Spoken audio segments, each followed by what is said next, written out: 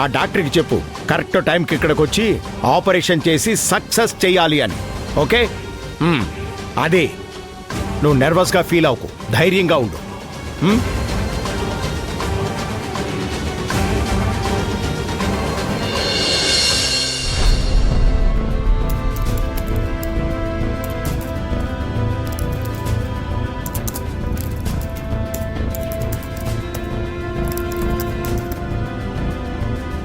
నమస్తే రామ్ కుమార్ గారు.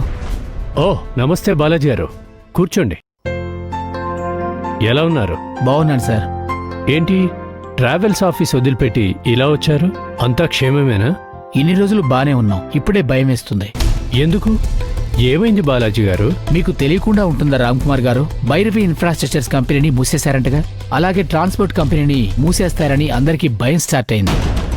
అసాధ్యం బాలాజీ గారు.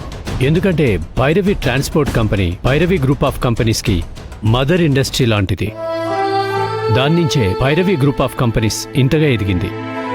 దాన్ని ఎవరన్నా మూసేస్తారా? ఇన్ఫ్రాస్ట్రక్చర్ కంపెనీ అంటే కొత్తగా స్టార్ట్ చేసింది. దాని మీద మేడంకి అంత అటాచ్మెంట్ లేదు, సెంటిమెంటూ లేదు.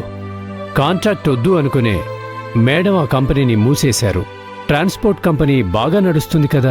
కన్స్ట్రక్షన్ కంపెనీ కూడా బాగానే నడుస్తూ ఉంది. కంపెనీని షట్ డౌన్ చేయకుండా ఉండాల్సిందే. నాకు మాత్రమే కాదు, ఫ్యాక్టరీలో అందరికీ భయం స్టార్ట్ అయింది. ఒక్క నిమిషం. మేడం. మిస్టర్ బాలాజీ వచ్చారా? అవును మేడం, వచ్చారు. నా ముందే ఉన్నారు. ఆయన్ని తీసుకుని నా ఛాంబర్కి రండి. అలాగే మేడం. మేడం పిలుస్తున్నారు, రండి వెళ్దాం. Okay sir.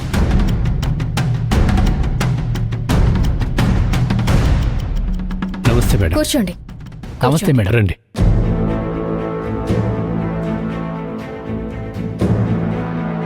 మీతో ఒక ముఖ్యమైన విషయం మాట్లాడాలి, అందుకే రమ్మన్నాను. చెప్పండి మేడం. నేను భైరవి ట్రాన్స్పోర్ట్స్ కంపెనీని లీజుకి ఇవ్వాలని నిర్ణయించుకున్నాను.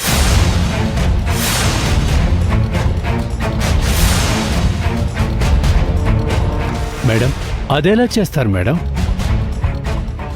దీనికి మేము ఒప్పుకో.